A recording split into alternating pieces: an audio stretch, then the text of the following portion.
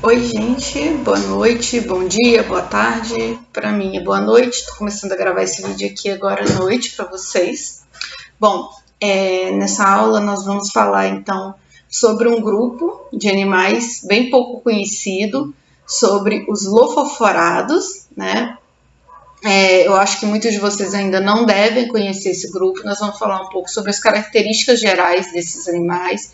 Essa aula vai ser dividida em duas, para o vídeo não ficar muito grande, não ficar muito pesado. Assim, vocês podem assistir um vídeo com calma, fazer todas as anotações e depois a gente parte para a segunda parte do vídeo. Nesse primeiro vídeo, então, eu vou apresentar as características gerais dos lofoforados, vou falar um pouco sobre como identificar esses animais, um pouco da taxonomia, da filogenia, da sistemática e das características estruturais gerais desses animais. Depois a gente vai entrar um pouquinho nos grupos, mas sempre falando de uma forma geral, mais para vocês conhecerem um pouco sobre a diversidade, saberem que esses animais existem e as características principais deles, a reprodução, como se dá, como que eles se alimentam, o papel deles no ecossistema, algo assim, né? Porque aqui não é para ninguém sair especialista nesse grupo, mas como biólogos a gente deve conhecer principalmente os principais grupos animais, pelo menos os maiores grupos. Então, os lofoforados são animais bem bonitos, são animais aquáticos, a maior parte das espécies são marinhas, mas a gente também tem espécies de lofoforados de água doce. Dando início, então, a gente vai começar a aula localizando filogeneticamente o grupo de hoje. Assim, a gente já consegue ter uma ideia das características que a gente espera encontrar nas espécies desse grupo. Olha só. Essa aqui é a árvore filogenética mais recente dos invertebrados, dos animais. E os lofoforados, eles estão aqui embaixo, olha, nessa parte em azul, que eu chamei a atenção de azul. Então, vamos ver dentro de quais grupos esses animais estão. Primeiro, eles são animais, então eles estão dentro de metazoa. Qual que é a característica principal de metazoa? São seres vivos, pluricelulares, compostos de várias células, né? São eucariontes, heterótrofos, cujas células formam tecidos biológicos. Então, essas células estão organizadas em tecidos e elas possuem um tecido nervoso. Então, isso tudo são o que caracteriza um animal. Eles são animais. Além disso, além de animais, eles estão dentro do grupo bilatéria, como vocês podem ver aqui nessa bifurcação. A primeira bifurcação, então, vai para bilatéria. Eles estão dentro de bilatéria. São animais que apresentam simetria bilateral e que são triploblásticos, quer dizer que eles têm 3 folhetos embrionários. Além disso, eles estão dentro do grupo nefrozoa, que é composto de protostômios e deuterostômios. Se vocês lembram lá da aula de embriologia, protostômios são os animais que o blastóporo dá origem à boca. O primeiro é formado a boca. Proto, primeiro, estoma, boca. E os deuterostômios são animais que a boca surge depois. Primeiro surge o ano, deuteros depois, boca, estoma, boca. Então, deuterostômios, a boca surge depois. Primeiro surge o ânus. Então, eles são dentro de um grupo que é formado por protostômios e deuterostômios. E, além disso, eles estão dentro do grupo protostômia e nefrozoa. Protostômios são, então, como eu disse, os animais em que a boca se forma primeiro. Eles têm um trato digestivo completo, um trato digestivo que inclui boca e ânus. Eles estão dentro de espiralha, né? Dentro de protostoma, eles estão dentro de espiralha. Espiralhas são animais que têm a clivagem espiral lá na formação embriológica, eles têm a clivagem espiral. Vocês vão ver ao longo desse curso que a parte de embriologia é muito importante para a gente entender a classificação desses grandes grupos animais. Aqui a gente está falando de classificações bem grandes, então a embriologia vai entrar muito forte, então vocês vão ter que lembrar um pouco de embriologia. Dentro de espiralha estão em Platytrachozoa, que é um grupo que não tem sinapomorfia morfológica conhecida. É um clado basal de espiralha, ou seja, é um clado mais antigo, um dos clados que surgiu primeiro dentro do grupo espiralha, e ele foi criado a partir simplesmente de características moleculares. Dentro de Platytrachozoa, eles estão dentro de Lophotrochozoa, que também é um clado baseado em análise molecular, que a gente não tem sinapomorfias morfológicas identificadas. E além disso, eles formam o grupo Lophophorata, que são um grupo caracterizado pela presença do lofóforo.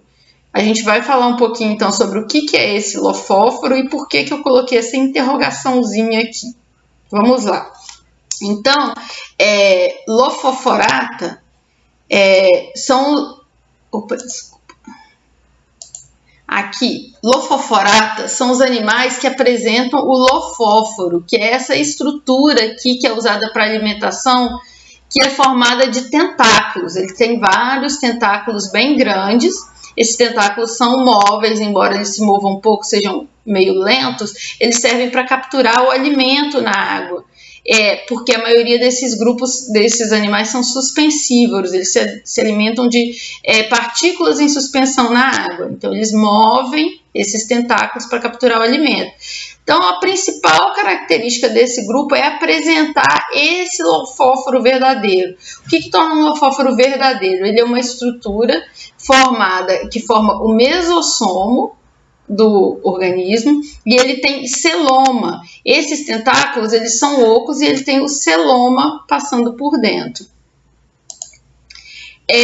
Os lophoforados, eles têm uma história taxonômica longa e bem tortuosa, bem confusa, né? Houve sempre muita discussão de onde esse grupo estava localizado, como ele era composto. Os primeiros registros que a gente tem dos lophoforados, eles datam lá do século XVI, então vocês podem ver que são um grupo bem antigo. Inicialmente, os zoólogos, eles achavam que eles eram plantas e não animais. Eles colocavam esses animais, então, dentro do taxon Zoophyta, né, porque eles têm algumas características animais, mas eles achavam que eles eram plantas. Isso porque... Vocês vão ver, eu vou mostrar um vídeo depois para vocês. Eles são muito parecidos com algas, porque essas estruturas são todas muito pequenas. Então, quando você pega esses organismos na água, eles parecem uma grande alga. E aí, houve também muita discussão de quais táxons que cabiam, que formavam esse grupo lophoforados. O que gerou um pouco menos de discussão, que era mais parcimonioso, era que esse grupo era formado de Braquiópoda, Foronida e Briozoa. Mas já houve discussão da inclusão de Entoprocta, de Cicliófora. A gente vai falar um pouquinho de quem são esses animais, da inclusão deles ou não dentro desse grupo. É um grupo ainda não muito conhecido.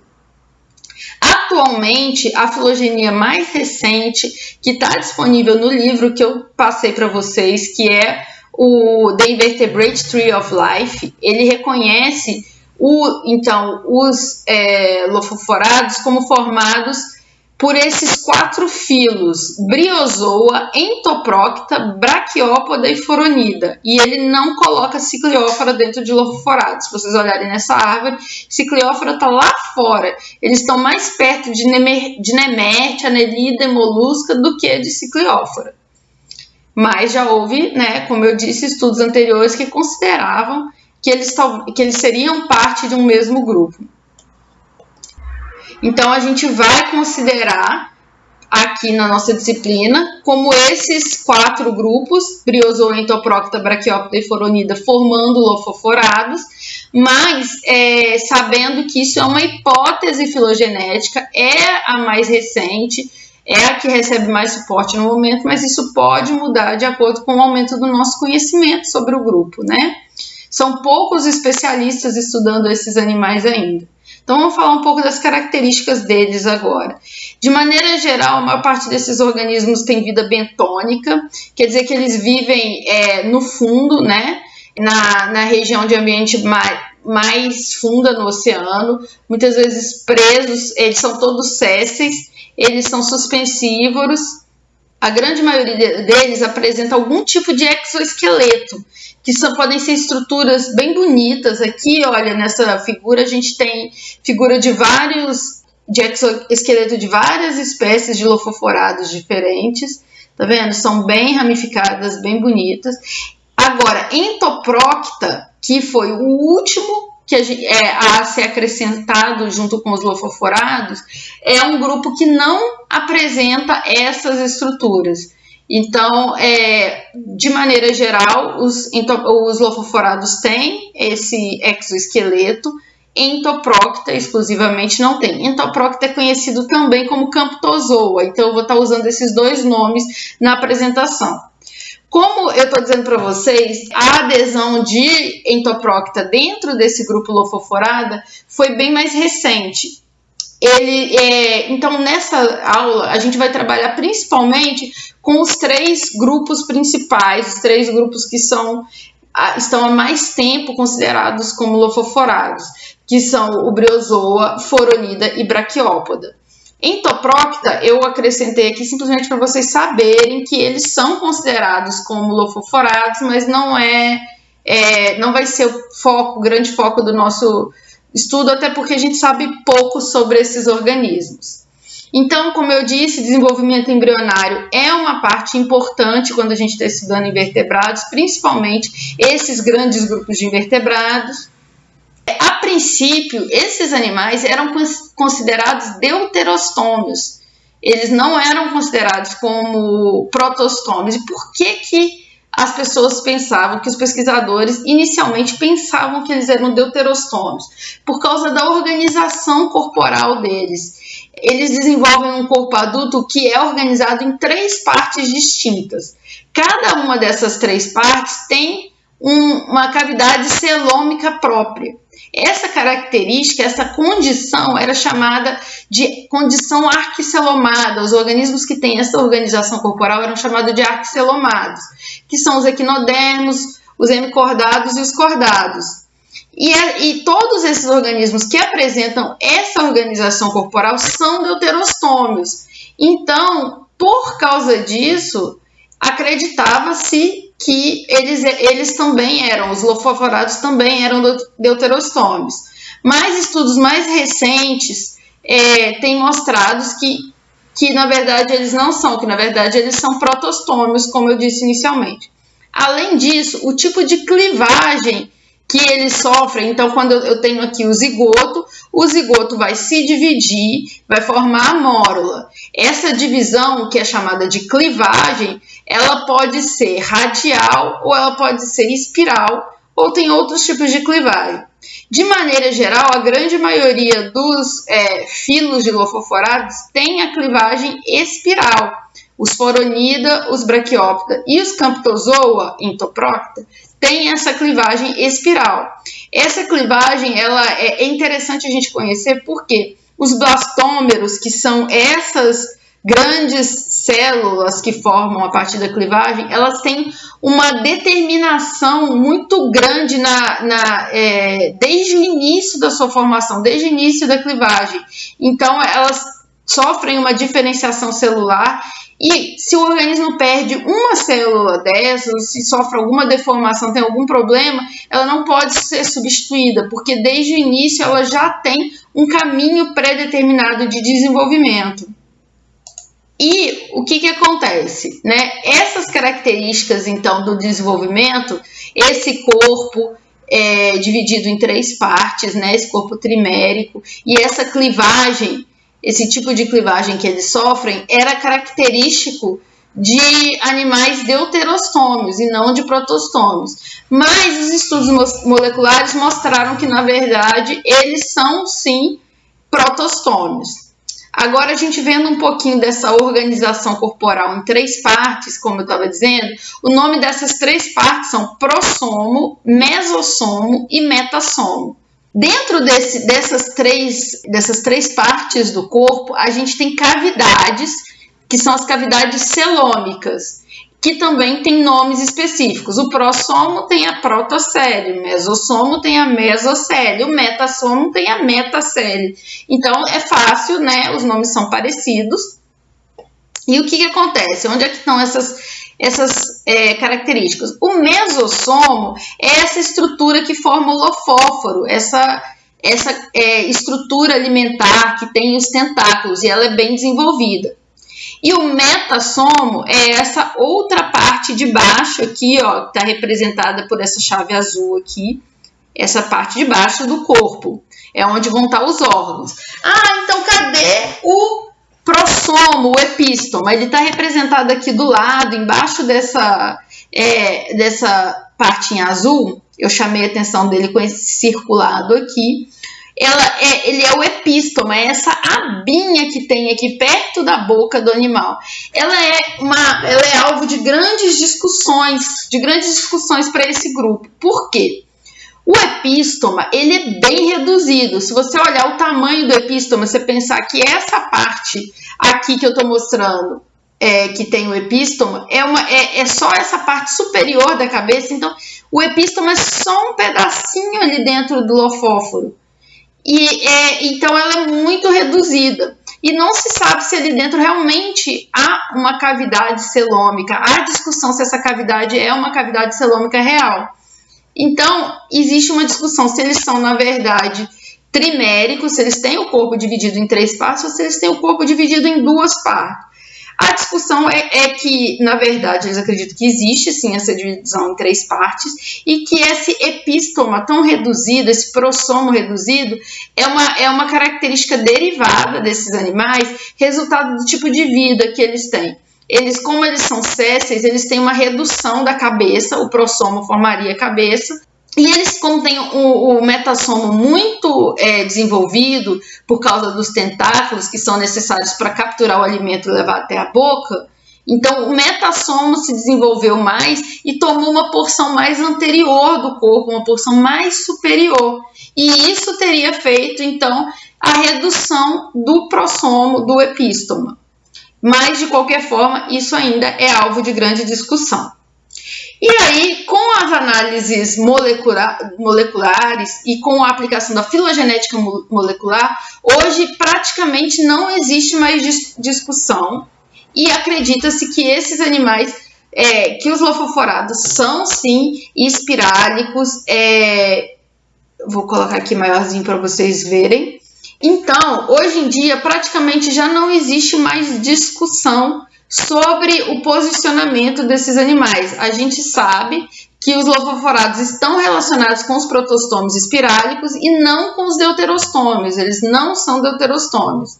Continuando, então. Aqui mostrando, então, melhor a estrutura para vocês. Aqui a gente tem, então, aqui o lofóforo. Vocês podem ver que os tentáculos são ocos. A gente tem uma cavidade, que é a cavidade celômica, certo?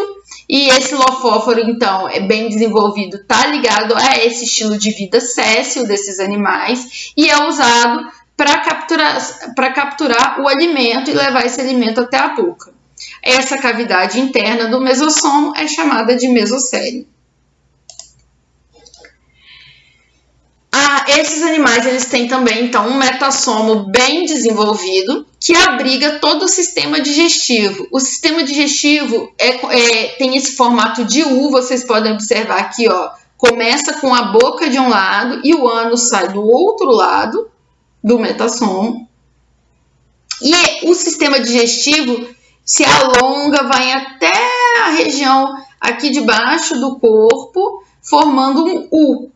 A gente tem, então, o alimento entra inicialmente pela boca, segue por esse tubo oral, pelo esôfago, vem para o pé-estômago, vem para o estômago, onde ele é digerido, passa pelo intestino, onde ele vai continuar o processo de digestão e ser absorvido, e o excesso os excretas vão ser liberados aqui pelo ânus. Tem uma série de características específicas dos grupos que a gente vai falar um pouco, que vai gerar variações nesse sistema geral, nesse sistema digestivo geral desses animais. Então, voltando aqui, entrando então no primeiro grupo que a gente vai avaliar, é o grupo Braquiópoda. Esse grupo, esse táxon, ele está na categoria de filo. Se vocês forem lembrar, então, só para a gente fazer um paralelo, lembrar o que é um filo. O filo, mais fácil da gente pensar é o filo cordata. Pensa bem, que forma cordata? Cordata, a gente tem dentro de cordatas, a gente tem mamíferos, a gente tem anfíbios, a gente tem répteis, incluindo aves. Então, assim, organismos muito diferentes entre si. Seriam divisões muito grandes. E mesmo esses organismos tão diferentes entre si, eles estão dentro do mesmo filo, que é o filo dos cordados. Braquiópoda, sozinho, é um filo animal. Então, ele é equivalente aos cordados, para vocês entenderem em que nível de divisão, de classificação taxonômica que a gente está. Aqui a gente tem uma característica, algumas fotos de algumas espécies de braquiópodos, né? Para quem já estudou molusca, eles são bem parecidos com bivalves, não são? A gente tenderia a pensar que eles são bivalves. Mas aí a gente vai ver aqui agora o que diferencia esses organismos de bivalves. Vamos lá. Inicialmente, algumas coisas que a gente pode chamar atenção e vamos prestar atenção que isso é importante. As valvas, que são essas duas conchas, né? Eles são formados por duas conchas. Aqui na parte superior eu tenho um bivalve e embaixo eu tenho um braquiópoda. Só para vocês entenderem, nessas duas fotos aqui na lateral, a de cima é um bivalve, a de baixo é um braquiópoda. Primeira coisa, braquiópoda, eu tenho valvas dorsal e ventral, ou seja, eu tenho... O que isso quer dizer? Vou mostrar aqui para vocês. Valva dorsal é a valva de cima, valva ventral é a valva de baixo. Então, eu tenho uma organização de concha assim, que abre dessa forma. Bivalve, não. Bivalve eu tenho valva esquerda e direita. Ela abre assim, eu tenho a valva desse lado e a valva desse lado. Então, eu tenho uma organização corporal diferente. Além disso, as valvas dos bivalves, elas são iguais, elas têm o mesmo tamanho, enquanto as valvas de braquiópodas são diferentes, elas têm tamanhos diferentes. Além disso, aqui eu vou aumentar para vocês verem, a valva ventral, ela tem uma abertura de onde sai um pedículo carnoso que serve para ele se fixar no solo. Então, ele tem uma estrutura assim, olha, que parece aquela planta carnívora do Super Mario. Ele sai esse pedículo que prende ele no chão. E ela sai da válvula ventral. Além disso, a válvula dorsal, ou seja, a válvula de cima, superior, ela tem um braquídeo, que é uma estrutura calcária que sustenta o lofóforo. Então, o lofóforo dos braquiópodes, ele fica dentro das conchas, não é como a daquele lofoforado que eu mostrei de exemplo na parte inicial, que tem o lofóforo para fora. Esse fica dentro de duas conchas. Vamos lá. Karine, como que você sabe, então, essa organização de válvula esquerda e direita? Queria que vocês pensassem como que a gente sabe que a válvula é esquerda e direita e não é dorsal e ventral, né? Por que eu estou dizendo que a dos braquiópodas é assim e a dos bivalves é assim? Não seria só eu girar a fotografia?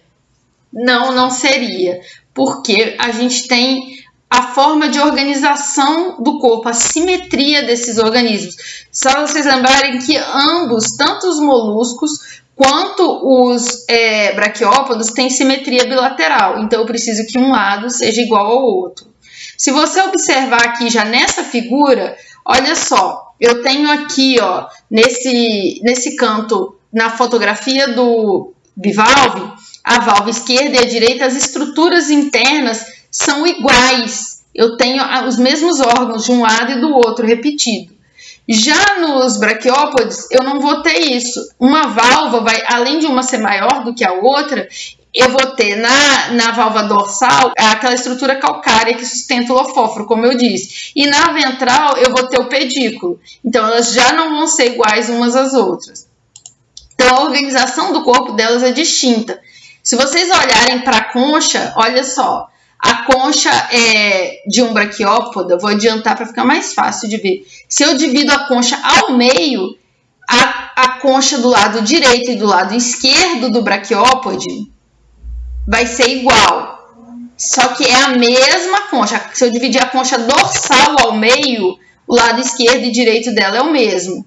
O bivalve, se eu dividir a concha dorsal, a concha dele ao meio, eu não tenho um lado igual ao outro. O que eu tenho é se eu abrir as duas conchas e considerar como lado esquerdo e lado direito, uma concha como lado direito, a outra concha como lado esquerdo. Aí eu tenho dois lados iguais. No braquiópode, se eu abro e considero uma concha como esquerda, a outra como direita, elas não são iguais, porque eu tenho algumas estruturas em uma concha e outras estruturas na outra concha, certo?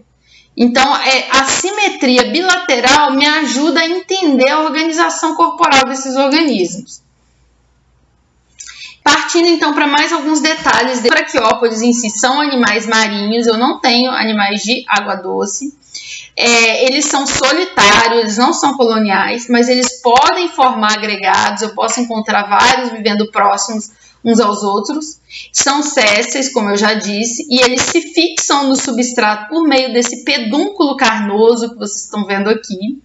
Existem poucas espécies atuais, mas existe um registro fóssil muito grande, e isso é bastante interessante. E existe uma hipótese de que do registro fóssil, da diminuição da diversidade em relação ao que existe no registro fóssil, de que esses animais sofreram grande competição com os bivalves, e os bivalves foram competidores mais fortes. Dado que os bivalves tenham sido competidores mais fortes, eles foram excluindo competitivamente os braquiópodes, levando a uma diminuição da diversidade, levando a uma diminuição do número de espécies. Elas foram se extinguindo e sobraram muito mais espécies atuais de bivalves do que de braquiópodes, porque eles ocupam nichos muito similares, ambientes muito parecidos, se alimentam de coisas parecidas. Continuando, então, a gente tem aqui a estrutura do corpo. Uma outra coisa que a gente precisa chamar atenção é que, em geral, os mesmos pesquisadores que estudam bivalves estudaram os braquiópodes a princípio, até porque, inicialmente, até entender que eles eram organismos não aparentados, eram organismos muito distantes filogeneticamente, eles já estavam sendo estudados. E muitas vezes a gente estuda organismos juntos porque eles têm hábitos parecidos, então é fácil de eu estudar eles de forma conjunta. Um problema, uma dificuldade que a gente tem com o estudo desses organismos conjuntamente é que organismos que não são muito aparentados receberam nomenclatura muito parecida. As estruturas do corpo, a organização do corpo recebeu os mesmos nomes, embora elas não sejam estruturas homólogas. Então, isso é um cuidado que vocês têm que ter e entender, que quando eu falo o nome dessas estruturas, eu uso o mesmo nome que para braquiópodes e para bivalves, eu não estou falando de estruturas homólogas. Elas não têm a mesma origem embrionária e elas não servem para ser usadas como exemplos para estudar a evolução desses organismos conjuntamente, a diversificação desses organismos um em relação ao outro. Então, é só para chamar atenção para vocês tomarem um cuidado com isso, certo? Então, vamos ver então a organização. Eles são formados, então, por conchas calcárias, que muitas vezes são chamadas de valvas, assim como os bivalves. Eu tenho duas valvas, uma dorsal e uma ventral. A valva dorsal é menor do que a ventral. A valva ventral tem, então, esse pedículo que serve para poder o animal se aderir no substrato. Ela vai ter um lofóforo bem grande, bem amplo. Essas são as principais características que eu quero chamar a atenção aqui.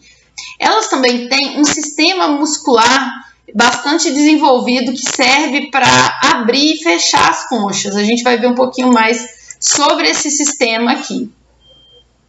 A concha, essa concha calcária, ela é secretada pelo epitélio externo do manto. Então, assim como os moluscos que vocês estudaram na zoologia de invertebrados 1, elas têm células que liberam o perióstraco, que forma a concha, Essas células estão localizadas no manto e vão formar a concha e vão estar continuamente formando a concha desse animal. Mas, de novo, o manto tem uma origem diferente nos braquiópodes e nos bivalves. Estou chamando bastante atenção disso, não se esqueçam.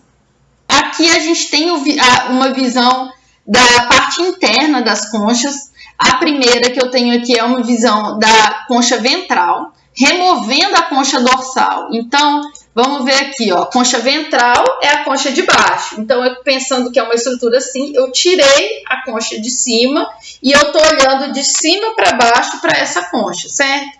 É essas estruturas que a gente está vendo aqui. A gente tem, então, os bráquios, ou braquídeos, que sustentam o lofóforo, que são essas estruturas aqui, olha, bem circulares, bem convolutas, que tem esses tentáculozinhos aqui dentro da concha. Eu tenho, na segunda, aqui, um corte longitudinal. Então, vamos voltar aqui, ó. Pensando que eu tenho a concha assim, eu virei ela aqui e aí eu cortei aqui para que você possa olhar e ver como que é a organização da concha, como que é a organização do corpo do animal lateralmente.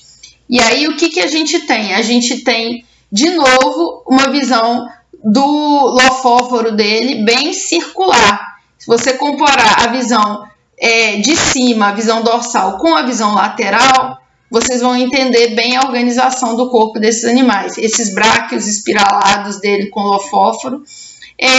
A gente tem aqui também o intestino, que dá para vocês verem. Os músculos da concha. Aqui, ó, tem escrito aqui na lateralzinha músculo adjustor, músculo abdutor.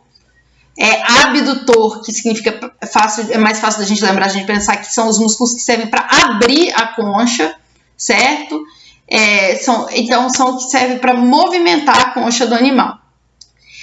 Existe uma articulação entre as válvulas, que em muitos lugares é chamada também de charneira, que é o mesmo nome que também é usado para os bivalves. Então, a gente tem esse processo cardinal que se encaixa nesses dentes laterais aqui, fazendo o encaixe da concha, das duas válvulas, uma na outra, para que a concha se abre e feche. Então, aqui a gente tem um corte lateral mostrando esses músculos mais claramente, né? A gente tem, então, o músculo abdutor ligando aqui a concha ventral com a concha dorsal. Então, quando esse músculo se contrai, pela posição que ele está na parte posterior da concha, ele se contrai e abre a concha, né? Ele diminui de tamanho, então ele aproxima a parte posterior da concha uma da outra, e aí o lado que vai se abrir. Vamos mostrar aqui um exemplo. Vamos pensar aqui, eu tenho a minha concha assim, né? Eu tenho uma musculatura aqui. Se eu aperto esse lado, aqui vai abrir. Então, se o músculo que está ligando aqui contrai, ele faz esse movimento e vai abrir a minha concha. Então, é o músculo abdutor. E eu tenho também o músculo adutor, que é o músculo que fecha a concha. Agora, eu tenho uma diferença de articulação entre essas válvulas, que é aquele do tipo de charneira, que tem essa ligação, então, entre o processo cardinal e os dentes aqui. Essa articulação é diferente da articulação que se dá principalmente por músculos aqui. E essa diferença entre os braquiópodes, que tem essa articulação ligada fortemente por músculos, e esses que têm ela ligada principalmente pela charneira, divide em dois grandes grupos de braquiópodes, que é o grupo articulata, que é os que têm a charneira, e o grupo inarticulata, que não tem essa articulação por charneira, e a movimentação da concha se dá por músculo. Então, aqui eu tenho um zoom na metacele desses animais, um zoom no metassomo. Por quê? Eu tinha mostrado inicialmente aqueles braquiópodes que têm uma divisão corporal bem fácil, com o mesossomo lá dos lofóforos, que formam uma parte separada, e o metassomo, que era o restante do corpo. Aqui o nosso mesossomo está dentro das conchas, né? O lofóforo está dentro das conchas e toda essa parte do manto das conchas é formada pelo metassomo, toda essa parte do corpo. E aí aqui eu tenho um zoom, então, nessa parte do manto, e ela é interessante que ela tem vários canais. Esses canais, eu estou chamando a atenção para eles porque eles fazem parte do sistema hemal dos braquiópodes. O que é o sistema hemal? De transporte do sangue. Então, o sangue deles passa por aqui.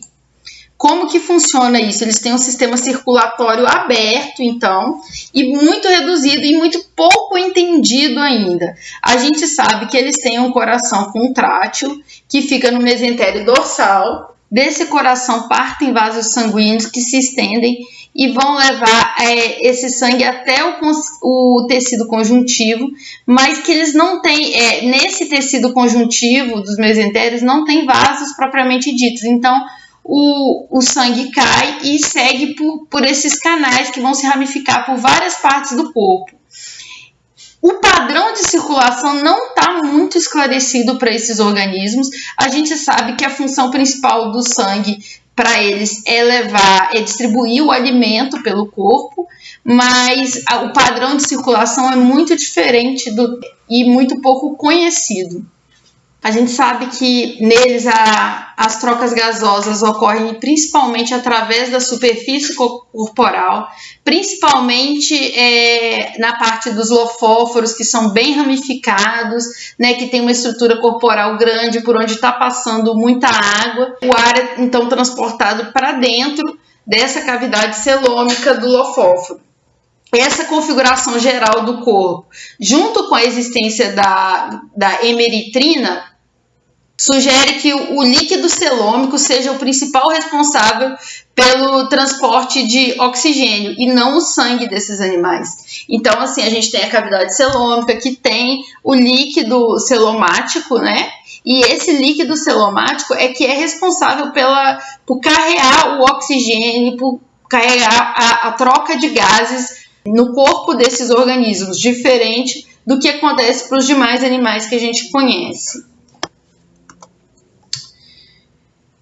O sistema nervoso deles é bem reduzido, como a gente já falou, são animais sésseis que se alimentam por suspensivoria, então eles não precisam caçar, eles não precisam executar grandes atividades, não têm grandes comportamentos. Então esse modo de vida permitiu a sobrevivência desses animais com um sistema nervoso bem simplificado e bem reduzido. A gente tem uma representação desse sistema nervoso aqui. Ele tem um gânglio dorsal e um ventral, que estão posicionados contra o esôfago e conectados com um anel nervoso. Uma série de nervos emergem desses gânglios e do anel nervoso e se estendem ao longo do corpo, especialmente nos músculos do manto, nos músculos que fazem mover as conchas, no manto e no lofóforo, que é justamente as partes mais responsivas desses animais, né? Então, ele tem que ter os nervos levando para garantir uma resposta de abertura ou fechamento de concha e uma resposta de movimentação dos tentáculos para captura de alimento. As larvas, esses animais, então, embora eles sejam adultos sésseis, eles têm larvas livre-natantes e as larvas dele, em geral, têm olhos, que são duas células fotorreceptoras que têm um comportamento fotonegativo, elas tendem a fugir da luz, o que é esperado, já que eles são um animal que vive no fundo do mar, então as larvas tendem a nadar sempre para o fundo, para o lugar onde provavelmente eles vão ficar. A reprodução é principalmente sexuada, eles são animais gonocóricos, isso quer dizer que eles têm sexos separados, eu tenho macho e fêmea. A fecundação é externa, mas mesmo a fecundação sendo externa, ou seja, os machos liberando o esperma na água, e esse esperma vai então fecundar os ovócitos desses animais, eu tenho algumas espécies onde as fêmeas incubam os embriões até o seu estágio larval, até que os ovos sejam transformados, sejam quebrados, né, e saiam as larvas. Como que isso pode acontecer? No caso dessas espécies que incubam os embriões, os machos vão liberar o esperma na água e as fêmeas vão capturar na corrente de água que elas geram com o movimento dos lofóforos, vão capturar esse esperma, levar ele para dentro das áreas de incubação, onde eles vão encontrar com os ovócitos, vão fecundar e os embriões vão ficar em desenvolvimento ali dentro dessa área de incubação.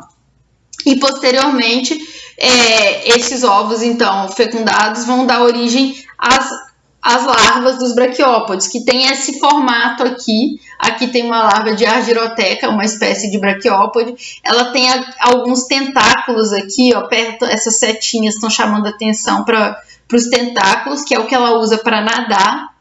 E algumas espécies de braquiópodes, as larvas têm concha, outras espécies, as larvas não têm concha, elas são livre-natantes e só vão desenvolver a concha depois que elas estiverem já presas ao substrato, depois do assentamento e metamorfose, é que elas vão começar a desenvolver a concha.